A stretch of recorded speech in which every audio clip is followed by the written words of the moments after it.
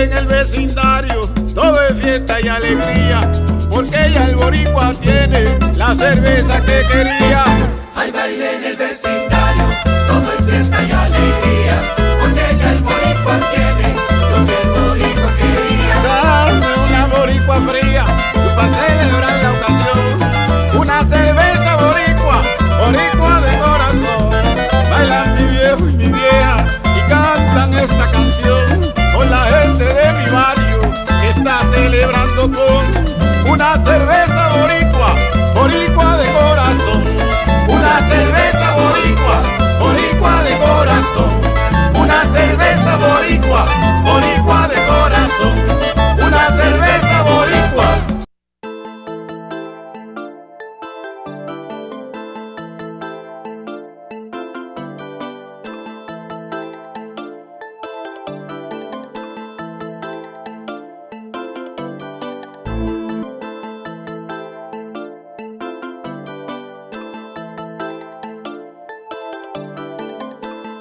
Welcome back to the second segment of EDuTV. I am your host, Greg Perkins, and we have a senior with us today who just happens to share my last name.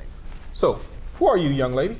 My name is Kelli Perkins, and I go to Olympia High School here in Orlando. Okay, Kelli, what is going on in the world of seniors? You're about to graduate. What are some How do you feel different about being a senior as opposed to being a freshman, sophomore, or junior? What's different about it? Senior, you feel like the top dogs of the school. Oh. And so you kind of, well, not bully everyone else around, but yeah, we don't want to bully. You do kind of brag about how you're a senior because you know you're going to be out soon enough. So, yeah. Yeah. So now, have you enjoyed your school experience in Orange County Public Schools? Has it been a pleasant experience for you with the activities and academics? Yeah, most of it, yeah. I made some really good friends and I've had some really good teachers, and I feel like some of my teachers have actually like inspired me in a way. Good. And showed me that not all teachers are just like there to get their paycheck and they actually care about you. So students do actually, it does matter that if a student thinks a teacher actually cares about educating that child? Well, I mean, depending on like the home you come from, you know, I like for my teachers to be personal rather than just sit in a chair and teach nothing. All right. Okay. Yeah, very good. Okay. So what's popular? Kids and videos and social media. In school, do the teachers talk to you guys about appropriate and inappropriate behavior on social media? They mention it briefly, but they don't really stress it, of course, because they have to teach the class, and we don't really have a class for social media. Do's and don't do's. So, but see, as a senior, right, you get ready to go into the world, and you may want to get into a certain college or go for a certain job. And I know that the teachers can't stop and teach, but maybe they should. I don't know, maybe do like a little 5-minute segment or something, because are teenagers posting inappropriate stuff, and are they doing this because they don't know any better, or they're just trying to get attention? Well, neither, honestly. It's just who they are, and they're expressing themselves, which is okay to a certain extent, but once you get into college and you like get into your major, then you should know like not to post certain stuff. Or even if you want a part-time job, right? Well, yeah, but most part-time jobs, they say they look at it, but they don't really, because I personally know people that post whatever on social media and they have jobs and haven't gotten fired or anything. So I just think that's a scare.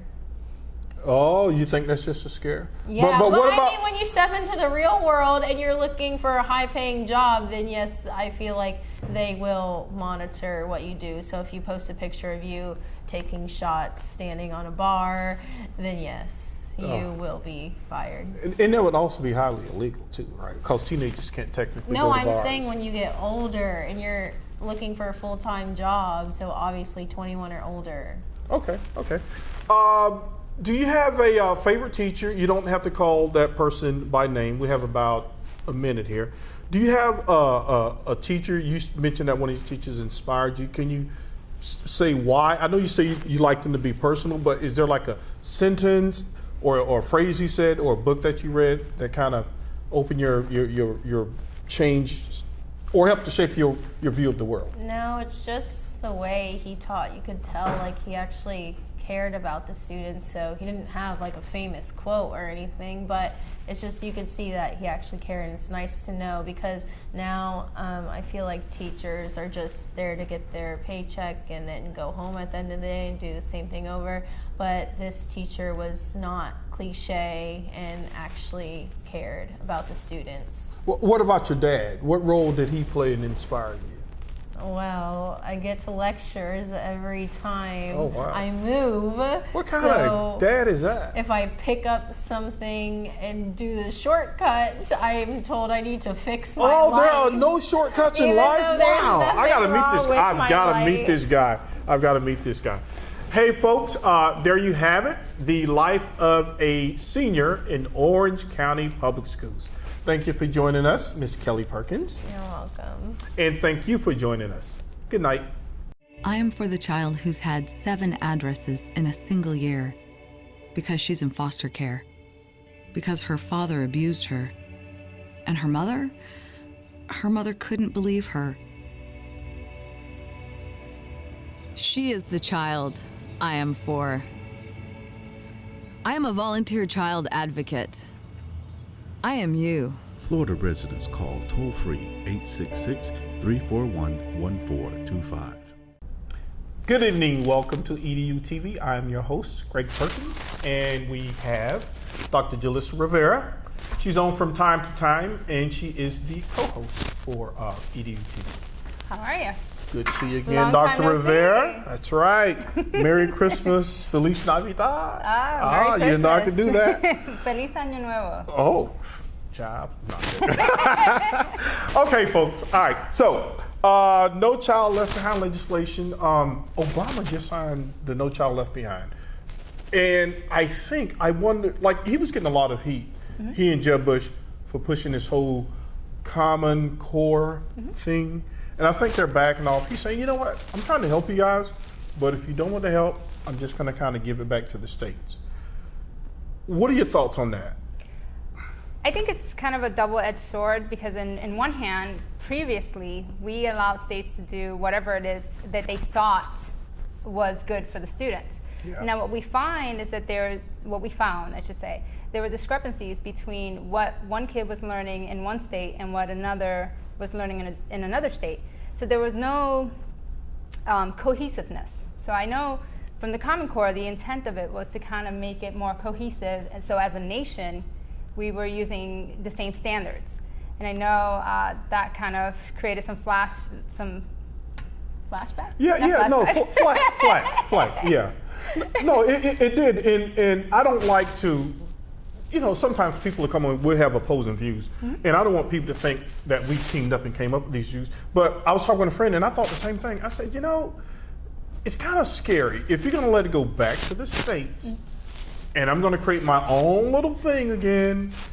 A lot of the underrepresented kids, Absolutely. and I'm gonna say poor, I think it used to just be like black, maybe some Hispanic, but now, in our society, I think it's just becoming poor kids. Oh, absolutely. Regardless, if you're black, white, or whatever. I went to school in New York. That's where I went. I did my K through 12. And it was really interesting because when I went to school, we had the Regents diploma. And so for the longest time, I did the regular curriculum. And when I got to high school, I kind of sped through a lot of the curriculum itself. And then I got into the advanced courses. And to me, that was just the standard. Right. So when I graduate from college in New York and I moved to Florida and I look at the curriculum here, what the kids were learning in 8th grade was something that I learned, and I was ESOL, and I learned it in about 6th grade as an ESOL student. Because the states had their own, they could do their own curriculum. There was a huge discrepancy. Yeah. I mean, I was a language arts teacher and then a reading teacher, and what my curriculum stated was something that personally, I was like, this is way too easy for an 8th grader. Wow. And so it's one of those things where it's like, I don't know if I necessarily agree with giving it back to the states, because that's what we used to do, and it wasn't working. I know it seems that we're going back to something that didn't work. And I actually like the intent of the No Child Left Behind legislation, primarily because it made people accountable. Absolutely. Because you can pull your scores now and you can see what % of white kids are proficient in math, what % of Spanish kids are proficient in math, and then you can say why. It's not to tattletale on somebody. It's just say, okay, what's going on with that population of students? Why is it going on, and how can we fix it? Well, what's really interesting is that when they did the initial study before the Common Core, what led up to the Common Core, they found that only about 67% of the students were proficient in language arts. About 23% were proficient in science. And overall, about 25% of students, high school 11th graders, were proficient in all 4 subject areas. That's very low, and if it wasn't working prior to the Common Core, I'm not sure that. And I bet if you pull those stats, it's going to, if you pull it by economic level. And I hate that this has become so predictive in our society that it seems that if you are born to a stable family and they are financially sound, you're going to benefit more from this education system. However, I still believe in holding people accountable because I didn't grow up with any money and I ended up graduating with a master's degree. So anomalies do happen, but it has to be more than just 1 or 2 people that are making it in society. No, I completely agree. I grew up in poverty. In fact, my parents were in welfare for a while, and I grew up in the projects. And I was one of the few kids from the projects who was in honors classes. And it wasn't like my parents would sit there and help me out all the time, partly because my parents didn't speak English and they weren't able to help me. But I was motivated enough and able to kind of seek out the right help that I needed. But our kids are not really being taught how to do those things now. How to be that self-sufficient. Yeah, and they're going to have to. The scary thing, you're Hispanic. There is a growing Hispanic Latino population within the United States. Mm-hmm. If those kids, it's even larger than African American society, and we haven't caught up academically yet. If you don't service these kids, and you take the Latinos and the African Americans, and they aren't being serviced, and these are the people who have to work, I mean, what's going to happen? I know. I completely agree. I think now it's more of a challenge because about every single teacher is going to have 1 or more ESOL students. At least once in their career, they're going to encounter 1 ESOL student. I know we tend to think Hispanic, but my immigration here comes from everywhere. That's right. We do Florida, have a lot Orlando, Miami. You got people from South America, the Ukraine, Brazil, Korea, Portugal. Vietnam. Yeah, geez. Absolutely. So it's not just Hispanic students. These are international students that are coming here. They're seeking a good education because maybe they're not getting it in their country. Yeah, I was talking to, I think Danny may have written it up. It's almost like there probably needs to be, like you talk about ESOL. A lot of people really don't know that ESOL and the intricacies of it. But I was volunteering for a class. It was an 8th grade class at a school in Orlando. And I would go to these 2 girls and I would say, hey, I had this little reading exercise for them, just like 2 or 3 sentences. I say, hey, read this and tell me what you think. And they would always say no. Finally, a kid, he started translating. 2 kids in the 8th grade, they didn't speak any English. I'm like, oh my God, what are they going to do all day? I mean, the only time they're going to learn is like in the ESOL class. Absolutely. Well, and that's one of the challenges that content area teachers have. They have to teach their content and be able to also bridge the gap between the language proficiency and what they have to do. So, part of it is teaching the vocabulary. Part of it is doing a lot of nonverbal activities so that you can get those students who don't speak any English engaged. Yeah, do you think, now here's an idea, right? Let's say you take those kids who are really just no English skills. I wonder what the school district would think. Say, you know what? We're just going to have an English immersion school.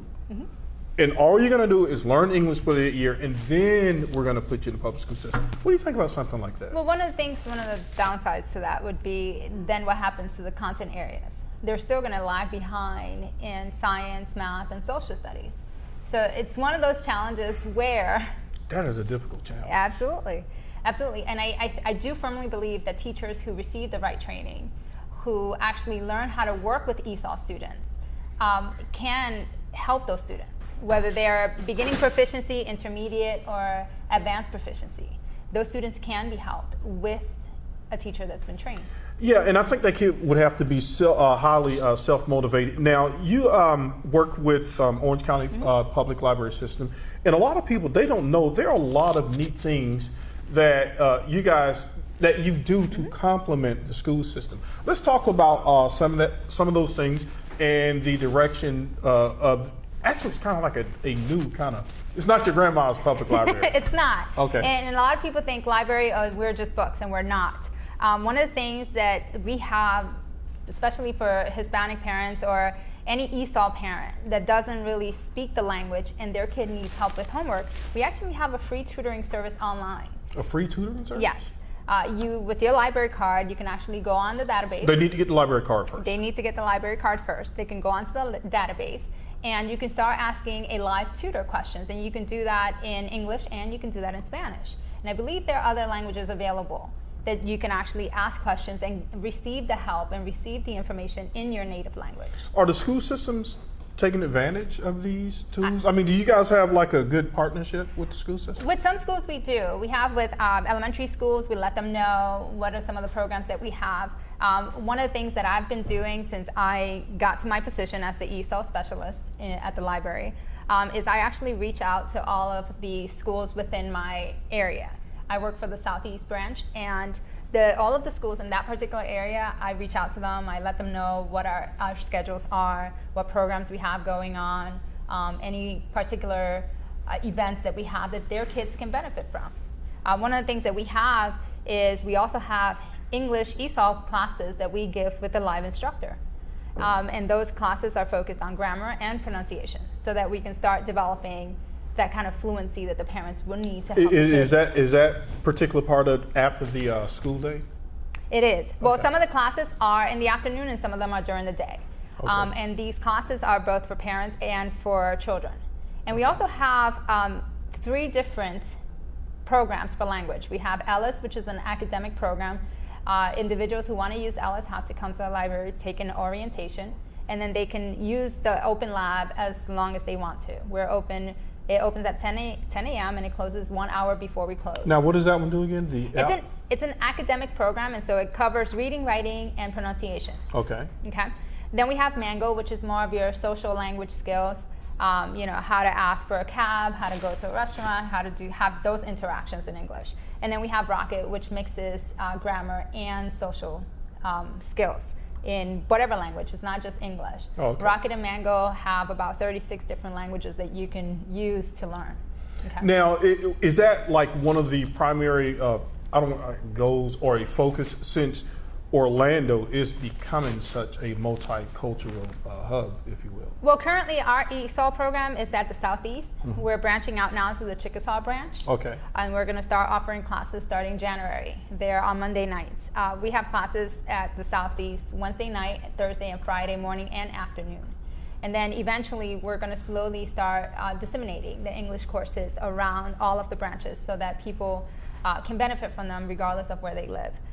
We are also offering Spanish courses, because what we've seen on the flip side is that you have a lot of English speakers who feel disadvantaged now that you have a lot of Hispanic speakers who speak both Spanish and English, and they're an asset to a company. So now they want to learn the Spanish so that they can also be an asset to any company. So we started Is that an on-site class? Yes, it is an on-site class. We have a Spanish class on Tuesdays. Okay. And so Tuesday afternoons, kids can come and take it. We offer a lot of vocabulary, a lot of grammar points, a lot of pronunciation points for for Spanish speakers. English speakers who want to learn Spanish. And then we're slowly developing all of the classes. So we start off by offering very simple ones, and as we go along, we're going to start offering more complex Spanish courses. Yeah, I'm always amazed about the different type of programs out there for people when people complain a lot. Like, what do you complain about? Here's a program, but I don't know, it seems to be a breakdown, even with the school system sometimes, in terms of getting the message out here that these resources are there, that they are available. Oh, absolutely. So you guys are also doing some things to address the STEM crisis that we're facing. And guys, for you all that don't know what STEM, it's science, technology, engineering, and math. all of the studies keep saying that American students are not pursuing those fields, and that we're going to have to go outside of the country to bring these people in. And these fields pay a lot of money. So parents, if you have a child that's really good in math, science, please nurture that, because that is a very valuable and much needed skill. And you guys are doing something to address them? We do offer computer classes, and just about all of the branches in our system, we have about 17 different branches. And just about all of our branches offer computer classes. Now, in the highly Hispanic populations areas, we have classes for computer classes in Spanish, and we also offer them in English. And depending on the area, we have very elaborate courses. Like we have Photoshop. If you want to learn Photoshop, you can come to the library, and it's absolutely free, as long as you have your library card. Right. If you want to learn HTML, so that you can do like your own web design, we have that, mail merger. Or if you just want to learn the very basic, how to work the mouse, how to find an icon and things like that, we also have those programs. We take you from the very basic to the more complex computer courses. That way you can become very familiar. If you guys haven't had a chance to visit our Melrose Center, we have a free recording studio that you can use if you want to be. Studio. Yeah, if you want to, absolutely. I mean, I am terrible at So I thinking. can get a library card and I can come there and record a video and post it on Absolutely. YouTube if I want to, bring my little film crew. We actually have a green room. Oh, so wow. you can Really? you can come film, you can film your commercial, and then you can post it. We Wow. have the editing software there as well. Now, is that at all the branches? No, that's at the main branch. That's The one downtown? the around downtown. Okay. That's at the Melrose Center. In addition to that, we also have the sound recording studio there. So if you want to be a singer and you want to come out and try With some your best- restrictions now. I mean, probably Lil Wayne couldn't go in there and record. Well, if Lil Wayne had a library card, he could. Oh, wow. Absolutely, absolutely. All he has to do is, like I said, library card, and you have to take a couple of orientation courses so that they Know how teach to you how to operate the use equipment, all yeah. of the equipment, and then you can come and, Wow. and use all of our services for free. I did not know that. We have a free simulation room as well. If you want to learn how to simulate like driving or flying an airplane, you can come to the Melrose Center and do that there as well. Wow. There are a lot of things that people don't really know that we have. We're not just books. We have access to music downloads. So if you want to download I music. wonder, like, when people see the word library, so maybe, I don't know, you guys need to change it. I don't know, you can't take library out of it, but I don't know, Well, media it center. kind of makes sense now why if you go to a school, they don't call it the library anymore. They call it the media center.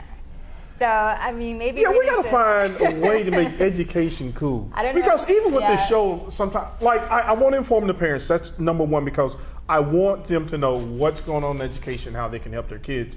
But we live in an age where if it's not the Kardashians Yeah. or a football game, No. I don't know, people seem like they don't want to tune in. But I know that you were mentioning those kids who don't speak a lot of English. One of the things that we have is we have databases where a lot of the information, let's say you want to learn about animals. Okay. So we have kind of like your encyclopedia, but it's virtual. So it's a database that you go on. The pictures are there. You can click. It's animated. You can see how the Is that animal English and moves. Spanish? Well, it will have like the definitions. So Okay. it's more of a nonverbal. It's in English, but it's more of a nonverbal, where all of the there are hypertext links that you can click on, and it gives you definition for those difficult words that your beginner students may have trouble with, or your intermediate students.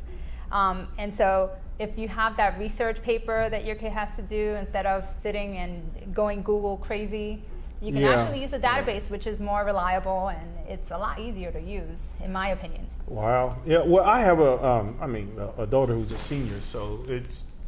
I'm not going to say too late, but even still, when she goes to college, she can use Well, some of that even stuff. for seniors, because one of the things that we find now, when I started teaching higher ed, I was teaching the introduction courses, like those freshman courses. And so I was under the assumption, like, hey, you have to do a presentation. Everyone knows how to use PowerPoint, right? No. Well, one of the things that we do offer is those classes, so that if you are a high school senior and you have to kind of create your report and create a presentation, you can use, we can teach you how to use PowerPoint, how to put those things together, so that when you go back to school, you have exactly what the teacher required. Wow, that sounds pretty neat. You guys got a lot of stuff going on. We do. We do have a lot of stuff. I mean, if I can go on and on about a bunch of different things that we have. Well, We I even mean, have, go ahead. we even have like a resume builder. for those high school seniors who want to talk about their volunteer experiences, because that's what they have, volunteer Right, experience. yeah, you gotta have the volunteer hours. You know, and you can actually put those in a resume format. Right. And so we have the database that allows you to put it in there, and it organizes it for you, and you're just kind of filling out questions, and you hit your submit button, and it here prints out your entire resume. Yeah, yeah. And another thing that seniors don't like to do, like a lot of kids, I don't like to criticize kids, but I think they're a little lazy. Mm-hmm. But you made a good point when you were saying instead of doing a Google search, because sometimes you do a Google search, so much Yeah. stuff pops up, you don't even know how to begin to organize Well, it. and half the stuff they're going based on Boolean searches, like just generic words, and you may type in like computer classes, and everything that had the word computer in comes in, plus everything that had classes in. So now you're looking at about 256 million hits. Yeah, because I don't have time for that. yeah, exactly. No, I was thinking of a service like they always say that there's a lot of scholarship money that goes unclaimed every year. Do you guys have anything that deals with that? Like maybe that may be an avenue you guys want. Well, one of the things that I'm looking into is I'm looking into creating a actual workshop where high school seniors can come, and so we can practice writing your college essay or your scholarship essay. So if you do need help how to put those things together, you can come on by when I offer the workshop, and then I can definitely help you write your essay or your your essay for college or for your scholarship. Yeah, I think. Am I being told that we're out of time? What are we doing here? Are we still? We're still on air, but what? 1 minute or keep going? Okay, all right, we'll keep going, folks. So we're talking about the resume builder. I got a little confused there. I didn't know if she was saying 1 minute. Cut. All right. So in any event, so we're talking. I think that would be a great idea. Now, are you guys seeing more people coming to the library less, or are you guys increasing? Well, I teach the ESOL classes, and I would be honest with you, I have people that come from Apopka because my branch was the pioneers, the first one that's offering these ESOL classes live, face-to-face. And I did create the program to follow a specific curriculum. So I take the students from beginner proficiency, and we start talking about all of the sounds of language, and then we go on to stress, word stress, and then intonation. So I kind of walk them through beginner, intermediate, and advanced proficiency. And so I have them coming from Apopka because there's the branch out there doesn't offer those classes. And every month or so, I have new students that just enroll because they heard from a friend. You know, they came from Venezuela, they came from Colombia. I have students from Korea, Vietnam that come, they heard from someone that we're offering these classes. So I always get new students. And usually my classes are about 25 to 50 people. And how long are they? 1 hour? About 2 hours long. Okay. About 2 hours long. I give them a 5-minute break, then we resume. You sound like a really tough teacher. No. I'm joking because I'm it's thorough. No.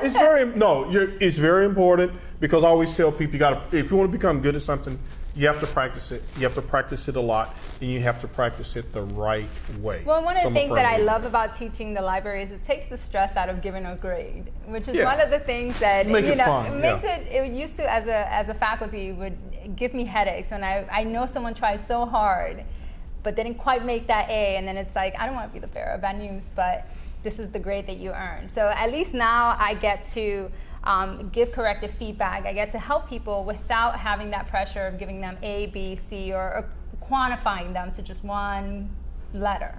Well, very good. Dr. Rivera, it was so good to see you again. And folks, get to your, it's not your grandmother's or grandfather's library. Get there. They got a lot of great things going on for the community. It's definitely a new era for the library. It's a new era. Okay, on that note, good night. Good night.